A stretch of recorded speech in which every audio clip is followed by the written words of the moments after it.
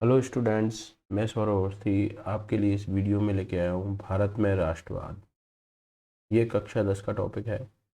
इसके अंतर्गत हम भारत में बढ़ते हुए राष्ट्रवाद का पूरा डेवलपमेंट पढ़ेंगे। आइए अध्ययन करते हैं इस टॉपिक में। सबसे पहले हम देखते हैं भारत में राष्ट्रवाद के अंतर्गत असहयोग आंदोलन के लिए कौन कौन से कारण थे, कौन कौन सी परिस्थितियाँ जिम्मेदार थी।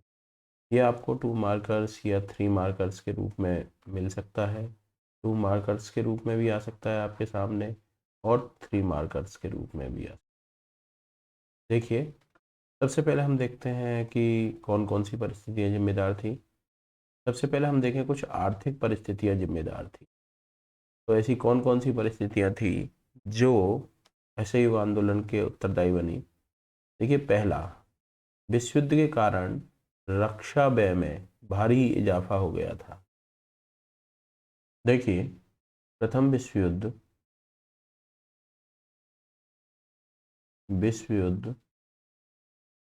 1914 से लेके 1919 के बीच में हुआ था।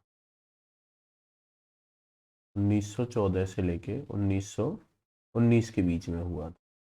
और ये जो प्रथम विश्व युद्ध था, दो अलग अलग धड़ों के बीच में था या अलग अलग राष्ट्रों के ग्रुप्स के बीच में था। पहले में थे ब्रिटेन, फ्रांस, रूस या उस समय का सोवियत संघ, और दूसरी साइड था आपका Germany, Austria Hungary, Austria Hungary और आपका तुर्की। अब देखिए कि ये जो प्रथम विश्व युद्ध था, ये कहकर लड़ा गया था कि यह उपनिवेशवाद के विरुद्ध लड़ा जा रहा है और भारत ब्रिटेन का उपनिवेश था। तो भारतीयों को उम्मीद थी कि इस विश्व युद्ध के बाद भारत को आज़ादी मिल जाएगी और इसलिए भारतीय लोगों को इस विश्व युद्ध में शामिल किया गया। अब चूंकि उपनिवेशवाद के विरुद्ध ये युद्ध लड़ा जा रहा था, इसलिए इस विश्व युद्ध में होने वाले खर्चे को भारतीयों पर लाद दिया गया। तो रक्षा व्यय में भारी इजाफा हुआ। उसके बाद देखिए, इस खर्चे की भरपाई करने के लिए युद्ध के नाम पर कर्जे लिए गए थे। विभिन्न देशों से, अमेरिका से लिया गया था और सबसे बड़ा जो कर्जा देने वाला दोनों ही पक्षों को, वो कौन था? यूएसए।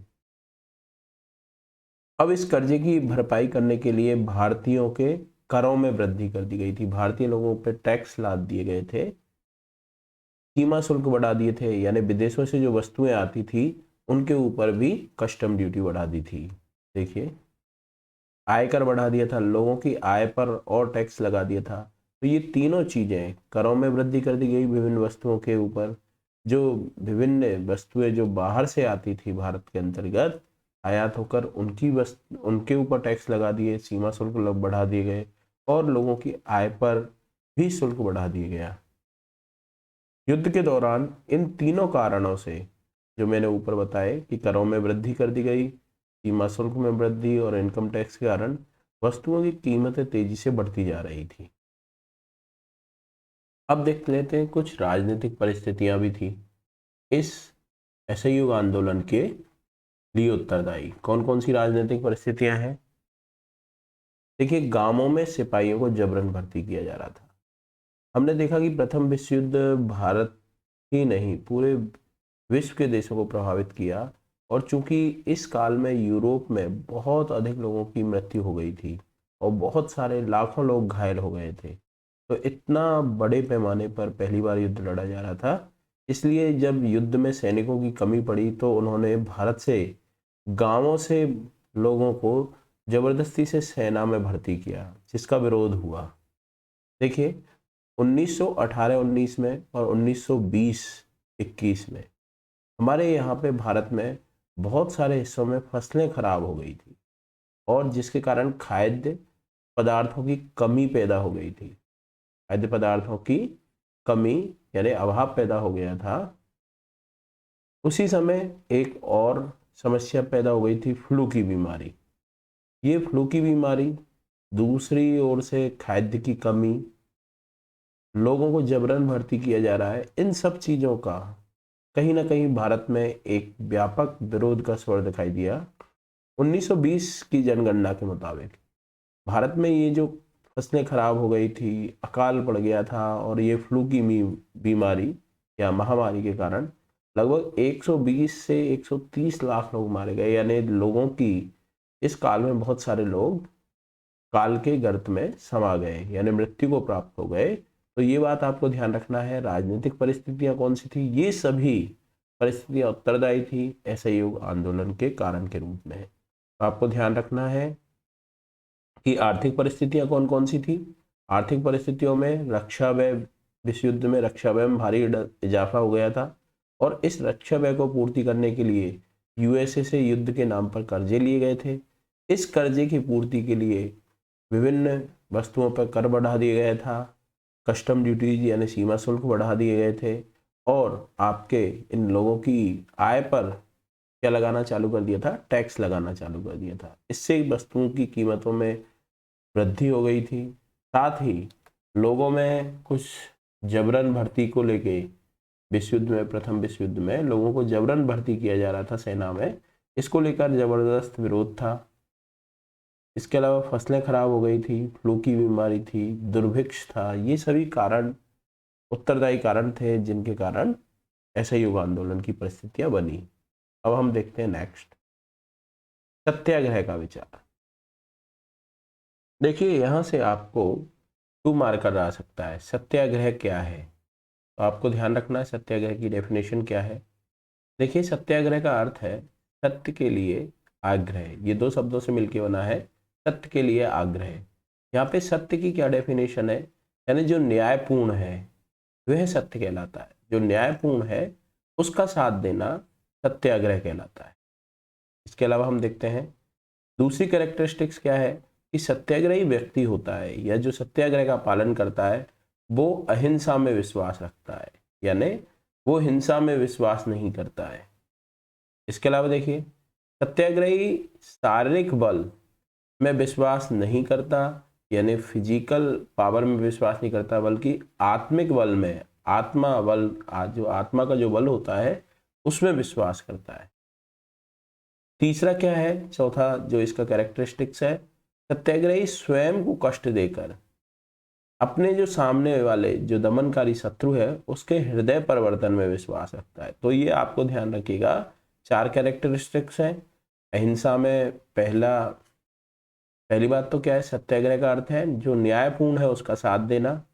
दूसरी बात, अहिंसा में विश्वास रखता है। तीसरा, आत्मबल में विश्वास रखता है, शारीरिक बल में नहीं। शारीरिक बल में विश्वास नहीं रखता, वो आत्मबल में विश्वास रखता है और स्वयं को कष्ट देकर सामने वाले के शत्रु के हृदय परिवर्तन में विश्वास रखता है। ये सत्याग्रह के एक सिंपल डेफिनेशन हुई। यानी यहाँ से अगर 2 मार्कर आता है तो आप आसानी से ये चीजें डील कर सकते। अब देखिए नेक्स्ट जो 1 मार्कर्स बनेंगे वो यहाँ से बनेंगे। 1 मार्कर्स किस दर से? इस सत्याग्रह के प्रयोग कौन कौन से हैं, तो ये बात ध्यान रखिएगा। ये 5 स्टार है। यहाँ से देखते हैं हम। देखिए मैंने बताया 2 मार्कर्स यहाँ से बन जाएगा आपके लिए और 1 मार्कर यहाँ से कि सत्याग्रह के सफल प्रयोग कौन कौन से हैं। तो सबसे पहले तो महात्मा गांधी जी जब दक्षिणी अफ्रीका में थे तो नस्लभेदी यानी ब्रिटेन की सरकार ही वहाँ पे थी। दक्षिण अफ्रीका में भी अंग्रेजों की सरकार थी और वो वहाँ के काले लोगों के खिलाफ अत्याचार करते थे, भेदभाव करते थे। उसके विरुद्ध गांधी जी ने दक्षिण अफ्रीका में रहकर सत्याग्रह का सफल प्रयोग किया। इसके बाद पहला 1 मार्कर बनता है वो यहाँ से। आपसे पूछा जा सकता है कि बिहार के चंपारण में सत्याग्रह का प्रयोग गांधी जी ने कब किया? तो 1917 में। ये बात ध्यान रखिएगा, 1917 में बिहार के चंपारण में। क्यों किया सत्याग्रह का प्रयोग या आंदोलन क्यों किया? उसका कारण है किसानों को दमनकारी बागान व्यवस्था के खिलाफ गांधी जी ने 1917 में सत्याग्रह का सफल प्रयोग किया, लोगों को इस दमनकारी बागान व्यवस्था से मुक्ति दिलाई। पहला आपको ध्यान रखना है कि 1917 में बिहार के चंपारण जिले में। दूसरा ध्यान रखना है, ये भी यहाँ से प्रश्न बनेगा वन मार्कर, कि 1917 में ही गुजरात के खेड़ा में फसल खराब होने के कारण और महामारी के कारण लगान न देने की अवस्था में भी इन्होंने सत्याग्रह का प्रयोग किया। तो आपको ध्यान रखना, गुजरात के खेड़ा में सत्याग्रह का प्रयोग कब किया? 1917 में। और यहाँ पे दो कारण थे, पहला तो फसल खराब हो गई थी और दूसरा महामारी के कारण, महामारी भी थी, तो लोग लगान देने की स्थिति में नहीं थे और ब्रिटिश सरकार लगान माफ नहीं कर रही थी।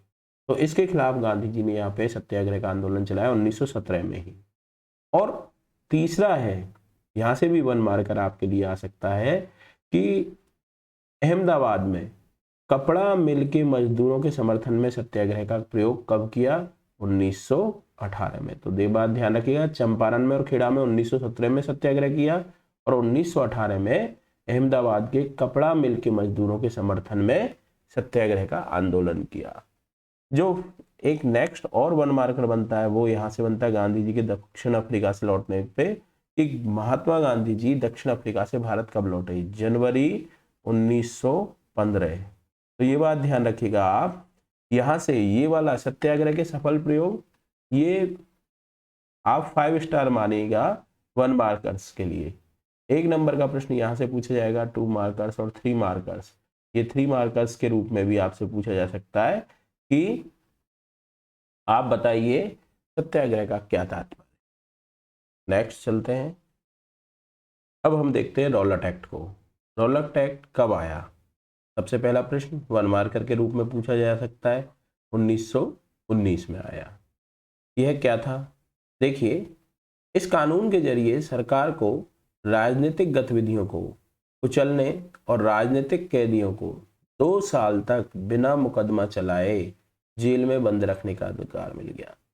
यानी इसका मतलब समझिए, यहाँ पे 3 पॉइंट बनेंगे।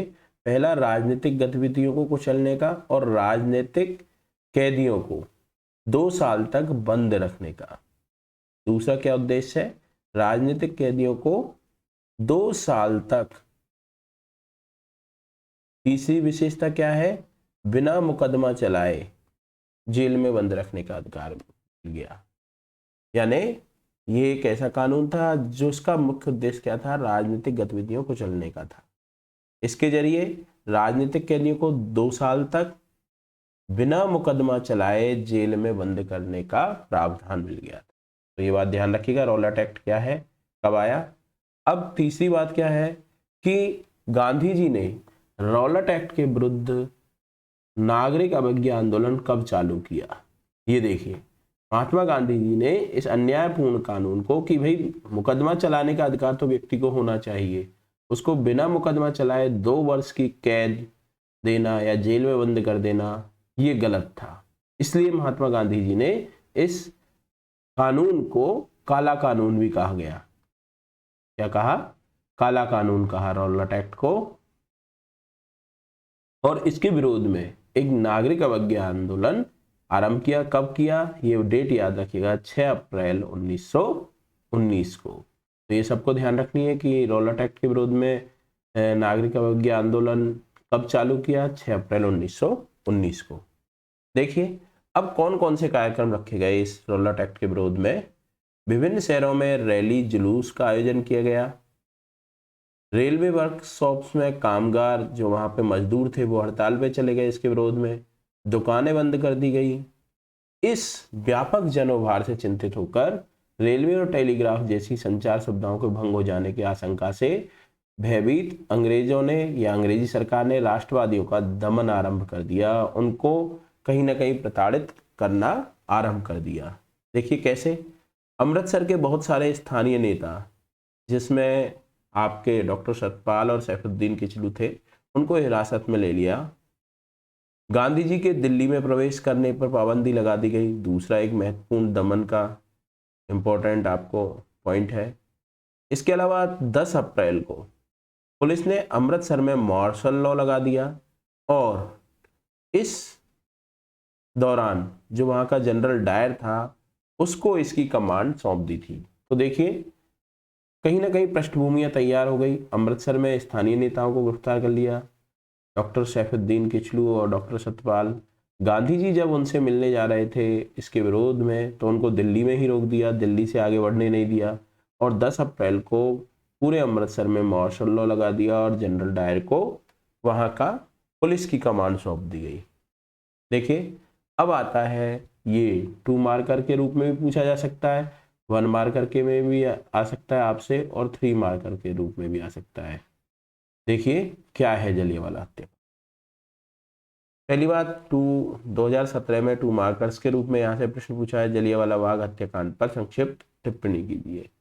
1 मार्कर के रूप में आ सकता है जलियांवाला हत्याकांड कब हुआ। तो पहली डेट तो यही है कि कब हुआ, 13 अप्रैल 1919 को। देखिए, मैंने आपको बताया था 6 अप्रैल 1919 को गांधी जी ने इस रॉलेट एक्ट के विरोध में क्या आरंभ किया, नागरिक अवज्ञा आंदोलन आरंभ किया। तो उसके 7 दिन बाद, 1 सप्ताह बाद, ध्यान रखिएगा, 13 अप्रैल 1919 को जलियांवाला हत्याकांड हुआ। किसके द्वारा किया गया यह हत्याकांड? जनरल डायर द्वारा किया गया। क्या था, देखिए, 13 अप्रैल 1919 को अमृतसर के अंदर हर वर्ष की तरह वहां पे क्या लगा हुआ था, बैसाखी का मेला लगता था। तो ऐसा बैसाखी का मेला लगा हुआ था। लोगों को उस समय ज्यादा पता नहीं होता था, ना अखबार होते थे, ना अन्य कोई सुविधाएं होती थी। तो उन लोगों को पता भी नहीं चला कि अमृतसर में मार्शल लॉ लगा हुआ है, यानी सैनिक कानून लगा हुआ है, वहां पे लोग इकट्ठे नहीं हो सकते हैं। तो अमृतसर में बहुत सारे गांव वाले सालाना, जो हर वर्ष बैसाखी का मेला लगता था, उसमें शामिल होने के लिए, और दूसरा कारण था, काफी लोग उनमें बहुत सारे सरकार द्वारा दमनकारी कानून का विरोध प्रकट करने के लिए जलियांवाला बाग में शामिल हुए, एकत्रित हुए। यह मैदान चारों ओर मकानों से घिरा हुआ था, यानी चारों ओर से बंद था, इसमें जाने के लिए एक छोटा सा दरवाजा ही था। देखिए, जनरल डायर अपने हथियारबंद सैनिकों के साथ वहां पहुंच गया जलियांवाला बाग में, और जाते ही उसने मैदान के बाहर निकलने के सारे रास्ते, जो मेन रूप से एक ही रास्ता था छोटा सा, उसको बंद कर दिया। और उसके बाद सिपाहियों से भीड़ पर अंधाधुंध गोलियां चलवा दी, जिसमें सैकड़ों लोग मारे गए।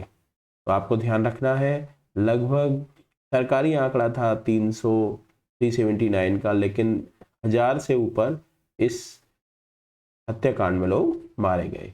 तो ये वैसे आपको एक्स्ट्रा जानकारी है।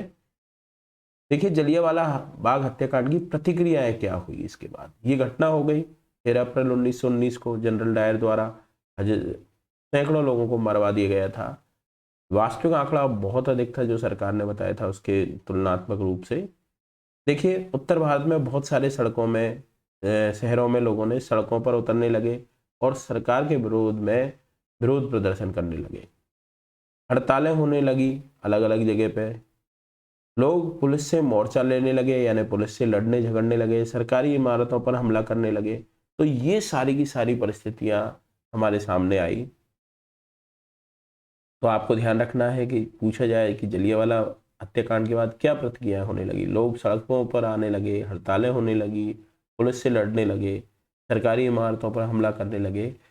अब यह रॉलेट एक्ट के विरुद्ध जो आंदोलन हुआ था वह कैसे समाप्त हो गया। अब देखिए, पहली बात, सरकार ने इस आंदोलन को कुचलने के लिए दमन चक्र अपना लिया था, यानी लोगों पर बहुत ज्यादा अत्याचार करने लग गए थे। कैसे? इस दमन चक्र के अंतर्गत देखते, सरकार ने लोगों को अपमानित करना चाहती थी, आतंकित करना चाहती थी, यानी लोगों को ये दिखाना चाहती थी कि भारतीय अंग्रेजों से बहुत निम्नतर हैं, और उनके मन में भय पैदा करना चाहती थी। इसलिए उसने क्या किया, सत्याग्रहियों को नाक रगड़ने के लिए जमीन पर मजबूर किया, उनको सड़क पर घिसट घिसट कर चलने के लिए मजबूर किया। सारे जो अंग्रेज साहिब थे, अंग्रेजी अफसर थे, उनको सलाम करने के लिए मजबूर किया।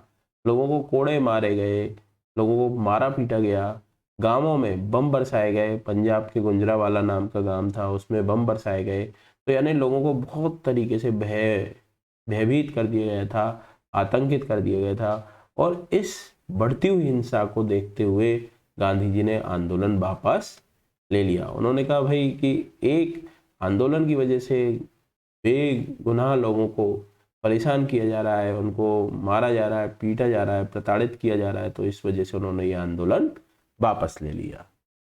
अब एक प्रश्न बनता है कि रॉलेट एक्ट जो आंदोलन था उसकी कमी क्या थी।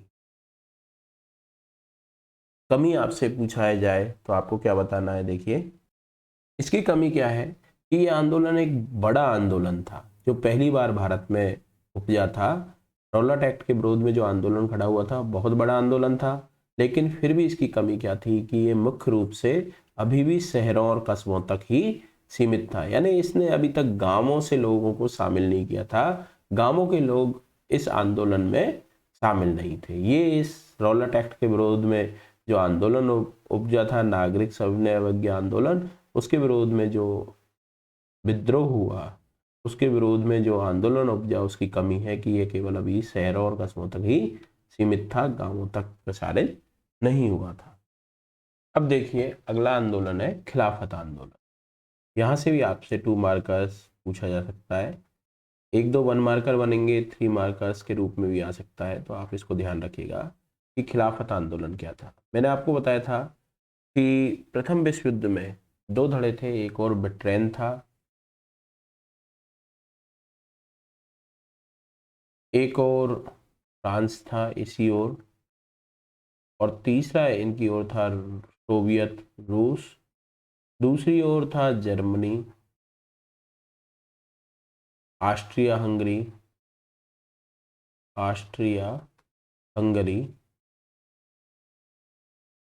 और तीसरा था यहाँ पे तुर्की। इस पक्ष की हार हो चुकी थी। जिस समय ये पक्ष हारा, जर्मनी, ऑस्ट्रिया हंगरी और तुर्की का, तो तुर्की के शासक को कहा जाता था खलीफा। इसको क्या कहा जाता था? खलीफा, जो मुसलमानों का सबसे बड़ा धार्मिक अधिकारी होता था। ये सबसे बड़ा धार्मिक अधिकारी होता था, जिसको हम क्या बोलते थे? खलीफा। ये आपको पृष्ठभूमि समझनी पड़ेगी इस खिलाफत आंदोलन की।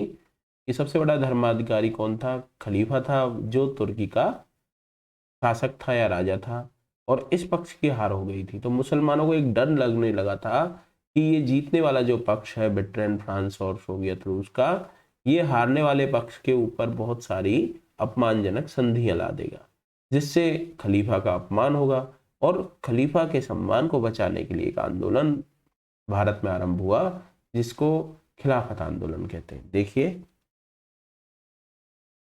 खिलाफत आंदोलन क्यों हुआ? पहले विश्व युद्ध में ऑटोमन तुर्की की हार हो चुकी थी, मैंने अभी बताया आपको। और इस संबंध में अफवाहें फैल रही थी कि इस्लामिक विश्व के जो आध्यात्मिक नेता था, धार्मिक नेता था खलीफा, जो ऑटोमन सम्राट था, यानी आप तुर्की का राजा था, इसके खिलाफ बहुत सख्त संधियां थोपी जाएंगी, उसका अपमान किया जाएगा, उसके सम्मान को ठेस पहुंचाई जाएगी। देखिए, खलीफा की तत्कालिक शक्तियों को और उसके सम्मान की रक्षा के लिए मार्च 1919 में बंबई में एक खिलाफत कमेटी का गठन किया गया। और इस खिलाफत कमेटी का उद्देश्य था कि कहीं ना कहीं जो खलीफा है उसके सम्मान को बचाया जाए। तो बात समझ में आ गई कि प्रथम विश्व युद्ध में तुर्की की हार हो चुकी थी, और तुर्की का जो शासक था वो खलीफा कहलाता था, जो मुसलमानों का आध्यात्मिक नेता था या धार्मिक नेता था। उसकी शक्तियों को और उसके सम्मान को बचाने के लिए आंदोलन आरंभ हुआ। देखिए, इसके प्रमुख नेता कौन थे? यहां से 1 मार्कर पूछा जा सकता है। 1 मार्कर कहां से आ सकता है कि खिलाफत आंदोलन के प्रमुख नेता कौन थे? मोहम्मद अली और शौकत अली, जिन्हें अली बंधुओं के नाम से भी जाना जाता है। अगर आप भूल जाओ एग्जाम के प्रेशर में, तो आप अली बंधु जरूर लिख के आना, ताकि आपको नंबर मिल सके। मोहम्मद अली और शौकत अली इसके प्रमुख नेता थे। और गांधी जी ने खिलाफत आंदोलन का सहयोग क्यों किया? 1 मार्कर के रूप में ये भी आपसे पूछा जा सकता है, या 2 मार्कर के रूप में, कि गांधी जी ने खिलाफत आंदोलन का सहयोग क्यों किया। देखिए, गांधी जी ये चीज जानते थे कि रॉलेट एक्ट के विरोध में जो आंदोलन उपजा था वो अभी तक शहरों तक ही चला था। इसलिए वो चाहते थे कि जब तक हिंदू और मुसलमान, क्योंकि मुसलमानों की संख्या भी काफी थी भारत में, वो जानते थे कि जब तक हिंदुओं के साथ साथ मुसलमानों को राष्ट्रीय आंदोलन से नहीं जोड़ा जाएगा, तब तक कोई अखिल भारतीय स्तर का आंदोलन, यानी पूरे भारत में ऐसा फैल जाए आंदोलन ऐसा बड़ा आंदोलन खड़ा करना कठिन था। इसलिए इस आंदोलन पे वो मुसलमानों का समर्थन करके मुसलमानों को राष्ट्रीय आंदोलन से जोड़ना चाहते थे। देखिए, हम देखते हैं, गांधी जी जानते थे कि हिंदू मुसलमानों को एक दूसरे के नजदीक लाए बिना, यानी उनके बीच में एकता स्थापित करे बिना, कोई भी अखिल भारतीय आंदोलन यानी पूरे भारत में फैल जाए, ऐसा बड़ा आंदोलन खड़ा नहीं किया जा सकता। और उन्हें लगता था कि खिलाफत के मुद्दे पर मुसलमानों का सहयोग करके या उनका समर्थन करके हिंदू मुसलमान दोनों समुदायों को नजदीक लाया जा सकता। तो बात समझ में आ गई ना, क्योंकि गांधी जी अखिल भारतीय आंदोलन चाहते थे और इस आंदोलन को बिना हिंदू मुसलमानों की एकता के खड़ा करना संभव नहीं था, इसलिए उन्होंने खिलाफत आंदोलन पर मुसलमानों का सहयोग किया। अब देखते हैं हम असहयोग आंदोलन। देखिए, सबसे पहला एक प्रश्न उठता है कि असहयोग ही क्यों? ये चीज को समझने की जरूरत है। पहला तो एक वन मार्कर आपसे पूछा जा सकता है कि हिंद स्वराज पुस्तक किसने लिखी? पहले पूछा भी गया है बोर्ड एग्जाम में। हिंद स्वराज गांधी जी द्वारा लिखी गई पुस्तक थी जो 1909 में प्रकाशित हुई। तो इसको ध्यान रखिएगा वन मार्कर के रूप में।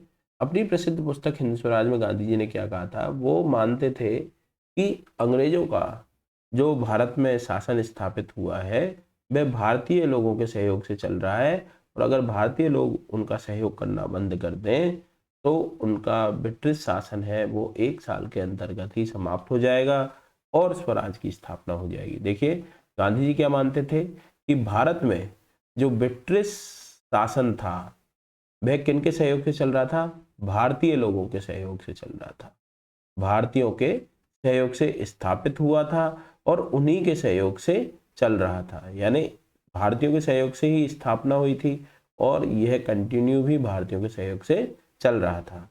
अब वो मानते थे कि अगर भारतीय लोग, भारत के लोग अपना सहयोग वापस ले लें या ब्रिटिश सरकार से असहयोग करने लग जाए तो साल भर के अंतर्गत ही ब्रिटिश शासन समाप्त हो जाएगा और भारत में स्वराज की स्थापना हो जाएगी। तो इसलिए उन्होंने असहयोग आंदोलन आरंभ रखा। तो बात समझ में आ गई ना? क्यों? क्योंकि वो मानते थे कि भारतीयों के सहयोग से ब्रिटिश का शासन चल रहा है और उसकी स्थापना भी भारतीय सहयोग से ही हुई थी, और भारतीय लोग अगर अपना सहयोग वापस ले लें तो ब्रिटिश शासन समाप्त हो जाएगा और स्वराज की स्थापना हो जाएगी। अब देखिए, कुछ घटनाक्रम को देखें। सितंबर 1920 में कांग्रेस का एक विशेष अधिवेशन हुआ था जिसको कहते हैं कलकत्ता अधिवेशन। ये स्पेशल अधिवेशन हुआ था। हर साल तो दिसंबर माह में अधिवेशन होता था, तो ये कांग्रेस के कलकत्ता अधिवेशन में महात्मा गांधी जी ने दूसरे नेताओं को इसके लिए राजी कर लिया था कि वो खिलाफत आंदोलन का, 2 चीज़ों के लिए राजी किया उनको कि खिलाफत आंदोलन का समर्थन करें प्लस स्वराज के लिए कौन सा आंदोलन आरंभ करें? असहयोग आंदोलन आरंभ करें। इसके लिए गांधी जी ने अन्य सभी जो कांग्रेस के नेता थे उनको बना लिया था, और इस असहयोग आंदोलन की जो कार्यक्रम था इस पर स्वीकृति की मोहर, अर्थात इसको पास कहाँ करवाया, ये वन मार्कर प्रश्न बन सकता है आपके लिए कि असहयोग आंदोलन पर जो कांग्रेस की स्वीकृति कौन से अधिवेशन में मिली? कांग्रेस के किस अधिवेशन में असहयोग आंदोलन को स्वीकृति मिली? तो वो कौन सा? ध्यान रखना, नागपुर अधिवेशन। तो आपको ये आंसर लिख के आना है कि नागपुर अधिवेशन में असहयोग कार्यक्रम पर सहमति मिली। दूसरा वन मार्कर क्वेश्चन कहां से आ सकता है आपके लिए? यहां से कि असहयोग खिलाफत आंदोलन कब आरंभ हुआ? जनवरी 1921 में। इसको ध्यान रखिएगा, ये वन मार्कर के रूप में आपसे पूछा जा सकता है कि असहयोग खिलाफत आंदोलन कब आरंभ हुआ? जनवरी 1921 में। अब हम अगला देखते हैं कि असहयोग आंदोलन का शहरों में प्रसार। शहरों में यह आंदोलन का प्रसार कैसे हुआ, या यह असहयोग आंदोलन के कार्यक्रम कौन कौन से थे? देखिए, 3 प्रमुख कार्यक्रम थे: बहिष्कार, स्वदेशी और पिकेटिंग। अब देखिए आप क्या है, बहिष्कार किन किन चीज़ों का किया?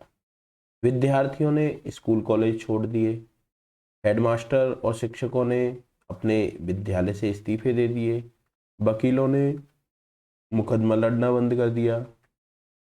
इसके अलावा मद्रास प्रांत को छोड़ के, मद्रास प्रांत के अलावा अन्य सभी प्रांतों ने परिषद के चुनाव, जो विधानसभा के चुनाव होते थे विधान परिषद के, उन चुनावों का बहिष्कार कर दिया।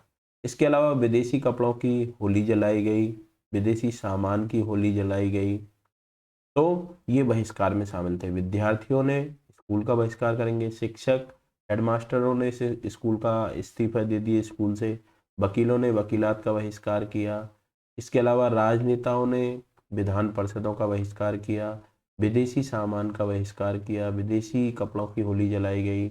इसके अलावा स्वदेशी, दूसरा प्रमुख जो कार्यक्रम था वो क्या था, जब बहिष्कार आंदोलन फैला तो लोग आयातित कपड़ों को छोड़कर केवल भारतीय कपड़े पहनने लगे। ये एक बड़ी विशेषता थी कि भारतीय कपड़ों पर जोर दिया गया। इसके अलावा विद्यार्थियों ने स्वदेशी विद्यालयों में प्रवेश लिया, तो स्वदेशी विद्यालयों में प्रवेश लिया गया स्वदेशी कार्यक्रम के अंतर्गत, और स्वदेशी कार्यक्रम के अंतर्गत भारतीय कपड़े बच्चे पहनने लग गए। अब है पिकेटिंग। पिकेटिंग क्या है कि शराब की दुकानों पर महिलाओं द्वारा घेराबंदी की गई, उसका रास्ता रोक लिया, उसको पिकेटिंग कहते हैं। तो आप ध्यान रखिएगा, महिलाओं द्वारा ये विशेषकर कार्यक्रम शुरुआत में आरंभ में शामिल नहीं था, लेकिन इस आंदोलन के दौरान ही ये घटना देखी गई कि महिलाओं ने शराब की दुकानों पर जाकर उनके रास्तों को रोक लिया गया, और इस घटना को ही क्या कहते हैं, पिकेटिंग, रास्ता रोकना। तो महिलाओं द्वारा इकट्ठे होकर रास्ता रोकने की घटना पिकेटिंग कहलाती है। तो आप ये बात ध्यान रखिएगा, आपसे पूछा भी जा सकता है 1 मार्कर में पिकेटिंग से क्या तात्पर्य। अब देखिए, ये 3 प्रमुख कार्यक्रम थे, बहिष्कार, स्वदेशी और पिकेटिंग। अब देखिए कि यह आंदोलन शहरों में धीमा क्यों पड़ा, ये आपसे 2 मार्कर के रूप में ये भी प्रश्न आ सकता है। तो देखिए इसका अच्छा, ये जो प्रश्न है ये 4 मार्कर के रूप में पिछली साल आ चुका है, तो इसकी आने की संभावना नहीं है। ये बात ध्यान रखिएगा कि शहरों में जो आंदोलन का प्रसार हुआ वो उसके अंतर्गत क्या कैसे कैसे हुआ, तो ये 4 नंबर का ये प्रश्न था, यहाँ से यहाँ तक आपको लिखना था। अब इसके बाद प्रश्न आता है कि शहरों में आंदोलन धीमा क्यों पड़ा। देखिए ये वाला कि शहरों में आंदोलन धीमा क्यों पड़ा, इसके 2 कारण थे। पहला कारण क्या था कि भारतीय लोगों ने विदेशी कपड़े का बहिष्कार तो कर दिया था, लेकिन जो भारतीय कपड़ा था वो बहुत महंगा था। और दूसरा, भारतीय लोगों ने ब्रिटिश जो कोर्ट्स थे उनका बहिष्कार कर दिया, बच्चों ने स्कूलों का बहिष्कार कर दिया। लेकिन इसके बाद जो स्वदेशी विद्यालय स्थापित किए जा रहे थे, वैकल्पिक जो संस्थान डेवलप किए जा रहे थे, उनकी स्थापना की गति बहुत धीमी थी। ये लोगों को वापस से पुराने स्कूल ज्वाइन करने पड़े, फिर से वकीलों के पास जाना पड़ा। ये 2 कारण थे इस आंदोलन के धीमे पड़ने के। देखिए, पहला, खादी का कपड़ा मिलों में जो भारी पैमाने पर बनने वाले कपड़े की तुलना में प्राय महंगा होता था। जो स्वदेशी कपड़ा लोगों ने अपनाया वो क्या है, महंगा पड़ता था और गरीब उसे नहीं खरीद सकते थे। तो पहला कारण तो ये है इस आंदोलन का धीमा पड़ने का, इस स्वदेशी आंदोलन थोड़ा सा धीमा पड़ गया। फिर दूसरा क्या है, ब्रिटिश संस्थानों के बहिष्कार से भी समस्या क्या पैदा हुई कि आंदोलन की कामयाबी के लिए वैकल्पिक जो भारतीय संस्थान थे इनकी स्थापना जरूरी थी। यानी बच्चों ने जब स्कूल कॉलेज छोड़ दिए तो भारतीयों द्वारा स्थानीय यानी स्वदेशी विद्यालय प्रारंभ तो किए, लेकिन इतने अधिक नहीं किए जितनी उनकी आवश्यकता थी। तो पहला तो वैकल्पिक संस्थानों की स्थापना की प्रक्रिया धीमी थी, और दूसरा, जो भारतीय स्वदेशी कपड़ा था या खादी का कपड़ा था वो मिल या कारखानों में बनने वाले कपड़े की तुलना में महंगा होता था, इसलिए शहरों में यह आंदोलन धीरे धीरे धीमा पड़ गया। अब देखिए, ये मैंने अभी बता दिया, वैकल्पिक संस्थानों की स्थापना की प्रक्रिया बहुत धीमी थी, इसलिए यह आंदोलन शहरों में धीमा पड़ गया। अब देखिए, ग्रामीण इलाकों में असहयोग आंदोलन का प्रसार, कि कौन कौन से ग्रामीण इलाके थे, तो 3 हैं मुख्य रूप से। अवध, आप ध्यान रखिएगा, एक असम में बागान मालिक हैं, और एक है आंध्र प्रदेश में गूडेम पहाड़ियाँ। गूडेम पहाड़ियाँ, देखिएगा, हम आगे अध्ययन करते हैं। सबसे पहले देखते हैं असम। असम के अंतर्गत एक सन्यासी थे बाबा रामचंद। ये गिरमिटिया मजदूर के रूप में रह के आए थे। गिरमिटिया मजदूर कहते हैं जो विदेशों में मजदूर के रूप में जाते हैं और वहाँ इन मजदूरों को एग्रीमेंट के तहत ले जाया जाता था और उनसे बहुत कठिन परिस्थिति में काम करवाया जाता था। तो बाबा रामचंद्र गिरमिटिया मजदूर के रूप में ये काम कर चुके थे। ये अवध में किसानों का नेतृत्व कर रहे थे। इनका आंदोलन किसके विरुद्ध था? तालुकदारों और जमींदारों के खिलाफ था, जो किसानों से भारी भरकम लगान वसूल कर रहे थे और किसानों को बेगारी भी करनी पड़ती थी। तो एक तो अत्यधिक लगान के खिलाफ और बेगार के खिलाफ यहाँ पे किसान थे वो आंदोलन में शामिल हो रहे थे। पट्टेदार के तौर पर उनके पट्टे निश्चित नहीं थे होते थे, उन्हें बार बार पट्टे की जमीन से हटा दिया जाता था ताकि जमीन पर उनका कोई अधिकार स्थापित न हो सके। तो ये भी एक बड़ी समस्या थी कि बार बार में उन्हें अपनी जो जमीन जिस पर वो खेती करते थे उससे विस्थापित होना पड़ता था। तो किसानों की मांग क्या थी? किसानों की मांग थी लगान कम किया जाए, बेगार खत्म किया जाए, यानी जो बिना उनको बिना मजदूरी दिए जो मेहनत करवाई जाती थी वो खत्म की जाए, और तीसरा दमनकारी जो जमींदार हैं उनको बहिष्कार किया जाए। जो लगातार किसानों के ऊपर जुल्म ढाते हैं उन किसानों का, उन जमींदारों का बहिष्कार किया जाए। इन जमींदारों का बहिष्कार करने के लिए बहुत से स्थानों पर नाई और धोबी बंद की फैसला लिया पंचायतों ने। यानी उन जमींदारों का यहाँ पे नाई और धोबी, क्योंकि जमींदार स्वयं तो सेविंग करते नहीं थे, तो उनकी सेविंग करने के लिए नाई जाता था और कपड़े धोने के लिए धोबी काम करते थे। तो उनका बंद करने का निर्णय लिया। तो ये आप ध्यान रखिएगा कि नाई धोबी बंद का फैसला कहाँ पे लिया गया? अवध के अंतर्गत लिया गया। अवध के अंतर्गत किसके नेतृत्व में आंदोलन आरंभ हुआ? बाबा रामचंद्र के नेतृत्व में आरंभ हुआ। और यहाँ पे किस किस टाइप की समस्या थी? एक तो अत्यधिक लगान वसूल किया जा रहा था किसानों से, बेगाल ली जा रही थी, उन्हें पट्टों से वापस उनके खेतों से विस्थापित किया जा रहा था। तो कहीं ना कहीं ये समस्याएं थी, तो अवध में फैला। दूसरा आंदोलन आंध्र प्रदेश के अंतर्गत गूडेम पहाड़ियों में था। ये आंदोलन उग्र आंदोलन था। अवध में जो आंदोलन था वो इतना ज़्यादा उग्र नहीं था, यहाँ पे थोड़ा सा हिंसक आंदोलन था, हम कह सकते हैं इसको हिंसक आंदोलन था। ये मानते थे कि हिंसा के द्वारा ही हम क्या कर सकते हैं, यानी बल प्रयोग द्वारा ही हम अंग्रेजों से मुकाबला कर सकते हैं। देखिए 1920 की दशक के आरंभ में उग्र गोरिल्ला आंदोलन आरंभ हुआ। इसका नेता था अल्लूरी सीताराम राजू। ये बात ध्यान रखिएगा। पहले क्या होता था, भारत में जो आदिवासी थे उनको जंगलों पर काफ़ी सारे अधिकार थे। वो जंगलों से लकड़ियाँ इकट्ठा करते थे, फल बीना करते थे, अपने मवेशियों को चरा सकते थे। लेकिन अंग्रेजों ने आकर उन पर ये पाबंदी लगा दी। देखिए अंग्रेजी सरकार ने बड़े बड़े जंगलों में लोगों को दाखिल होने पर पाबंदी लगा दी कि जंगलों में लोग नहीं जा सकते और जंगलों पर अंग्रेजी सरकार का अधिकार है, ये कह दिया। इन लोगों को न तो मवेशियाँ ये चरा सकते थे, न ही वहाँ से जलावन के लिए लकड़ी प्राप्त कर सकते थे। और ये आदिकाल से अपने घर में खाना बनाने के लिए लकड़ी, जलाने के लिए लकड़ी जंगलों से लाते थे, वहाँ से कंदमूल फल इकट्ठा करके लाते थे, अपने मवेशी को चराने जाते थे। तो इनको परंपरागत अधिकारों से वंचित कर दिया गया, पहला काम तो।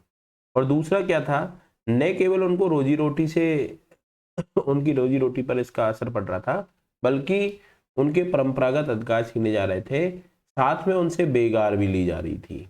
साथ में उनसे क्या ली जा रही थी? बेगार भी ली जा रही थी। देखिए जब सरकार ने उन्हें सड़कों के निर्माण के लिए बेगार करने के लिए मजबूर किया, तो सैनिकों ने या जो आदिवासी लोग थे उन्होंने क्या कर दी? बगावत कर दी। तो दो कारण थे, एक तो बेगार लिया जा रहा था और दूसरा उनके परंपरागत अधिकार जो लंबे समय से उनके अधिकार थे, जो मवेशी को चराने के, लकड़ी इकट्ठा करने के, फल बीनने के, उनसे उनको वंचित किया जा रहा था। इसीलिए देखिए इसका नेतृत्व करने वाले जो व्यक्ति थे वो कौन थे? अल्लूरी सीताराम राजू। ये बात ध्यान रखिएगा। अवध में नेतृत्व किसने किया? बाबा रामचंद्र ने। और आंध्र प्रदेश की गूडेम पहाड़ियों में असहयोग आंदोलन का नेतृत्व किसने किया? अल्लूरी सीताराम राजू ने। अल्लूरी सीताराम राजू मानता था कि अहिंसा के तौर पे अंग्रेजों को नहीं भगाया जा सकता। देखिए उसका दावा था कि भारत में अहिंसा के बल पर नहीं बल्कि बल प्रयोग के द्वारा ही भारत को आजाद कराया जा सकता है। तो इसीलिए थोड़ा सा उग्र आंदोलन था, इसको ध्यान रखिएगा। इसके बाद देखिए गुडेम पहाड़ियों ने, विद्रोहियों ने पुलिस के थानों पर हमले किए, अधिकारियों को मारने की कोशिश की और स्वराज प्राप्ति के लिए गुरिल्ला युद्ध चला रहे थे लगातार अंग्रेजी सरकार के विरुद्ध। बाद में 1924 में जाके राजू को पकड़ा गया और उसे फांसी दे दी गई। तो यहाँ पे ये आंदोलन समाप्त हो गया। अब देखते हैं असम के बागानों में स्वराज या असहयोग आंदोलन का प्रसार। कि असम के मजदूरों के लिए स्वराज का क्या मतलब था। गांधी जी ने कहा था 1 साल में स्वराज आ जाएगा। जहां हमने देखा कि अवध में किसानों के लिए स्वराज का मतलब था उनकी लगान कम हो जाएंगे, उनको बेकार से मुक्ति मिल जाएगी, उनको लगातार जो पट्टों से उनके खेतों से विस्थापित किया जा रहा था उससे मुक्ति मिल जाएगी। वहीं दूसरी ओर हमने देखा कि आंध्र प्रदेश के गूडेम पहाड़ियों में अल्लूरी सीताराम राजू के नेतृत्व में थोड़ा हिंसक आंदोलन हुआ। वहां पे आदिवासियों का स्वराज का मतलब था कि उन्हें अपने परंपरागत अधिकार वापस मिल जाएंगे, उन्हें मवेशी चराने का अधिकार मिल जाएगा, उन्हें जलावन लकड़ी इकट्ठी करने का अधिकार मिल जाएगा, उन्हें अपने कंदमूल फल इकट्ठे करने के जो पुराने अधिकार थे वो मिल जाएंगे, उन्हें बेगार से मुक्ति मिल जाएगी। उनका ये मानना था।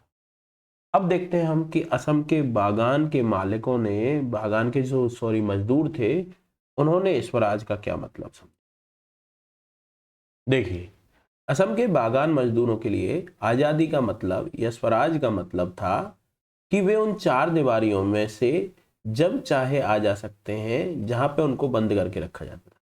यानी असम के अंतर्गत जो चाय के बागान थे वहां पे वो सभी किसके अधीन थे, अंग्रेजी अधिकारियों के अधीन थे, अंग्रेजी जो बिजनेसमैनों के अधीन थे।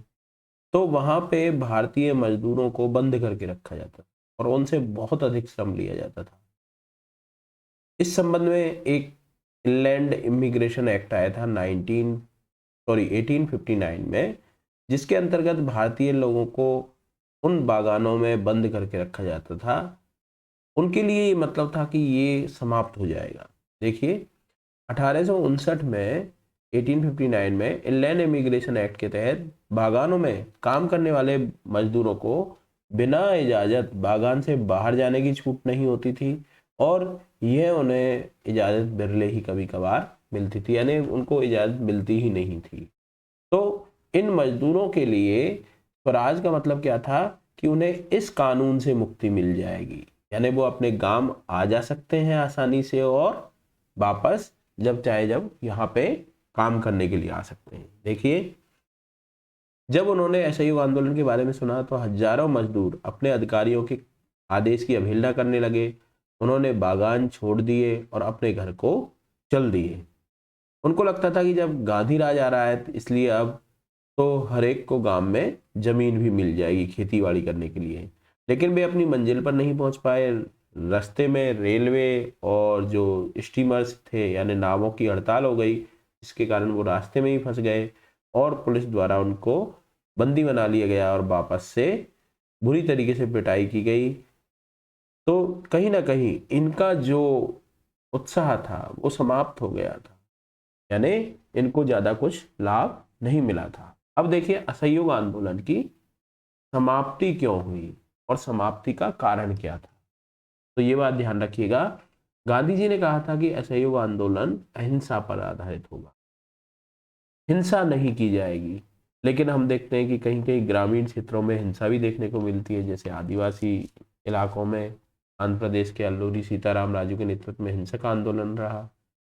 एक बड़ी हिंसा हुई चोरी चौरा में। ये उत्तर प्रदेश के अवध प्रांत के अंतर्गत था। चोरी चौरा एक गांव, यहाँ पे एक शांतिपूर्ण रैली निकल रही थी सत्याग्रहियों की, जिसके ऊपर पुलिस ने कुछ छींटाकशी की। पुलिस के द्वारा कुछ कमेंट्स किए गए, जिसके कारण जो सत्याग्रही नाराज हो गए और उनमें हाथापाई होने लगी और आखिरकार भागकर पुलिसकर्मी थाने में पहुंच गए। सत्याग्रही नाराज थे तो उत्तेजित होकर गुस्से में आकर उन्होंने क्या कर लिया, उस पूरे पुलिस थाने को ही आग लगा दी। इसमें लगभग 20 के आसपास लोगों की क्या हुई, जलकर मृत्यु हो गई। देखिए इस आंदोलन से गांधी जी क्षुब्ध हो गए, नाराज हो गए और ये असहयोग आंदोलन वापस ले लिया। देखें हम चोरी चौरा हत्याकांड, तो आपसे ये पूछा भी जा सकता है 1922 में। देखिए अवध या गोरखपुर, बात एक ही है उत्तर प्रदेश के। अब गोरखपुर में स्थित चोरी चौरा गांव में बाजार से एक क्या है शांतिपूर्ण जुलूस गुजर रहा था सत्याग्रहियों का, और बाद में पुलिस के साथ उनका हिंसक टकराव हो गया। देखिए इस घटना में लगभग 21 सिपाहियों को जिंदा जला दिया गया था, और इसके बारे में सुनते ही गांधी जी ने फरवरी 1922 में असहयोग आंदोलन रोकने का आह्वान कर दिया था। आप ये बात ध्यान रखिएगा कि असहयोग आंदोलन कब वापस लिया गया, फरवरी 1922 में, तो ये भी आपको वन मार्कर के रूप में आ सकता है। और चोरी चौरा हत्याकांड कब हुआ, 1922 में, फरवरी 1922 में ये हुआ था, और फरवरी 1922 में ही असहयोग आंदोलन गांधी जी द्वारा वापस ले लिया गया था। तो ये बात ध्यान रखिएगा आप। इसके अलावा एक छोटा सा वन मार्कर आपके सामने आ सकता है, बारदौली सत्याग्रह।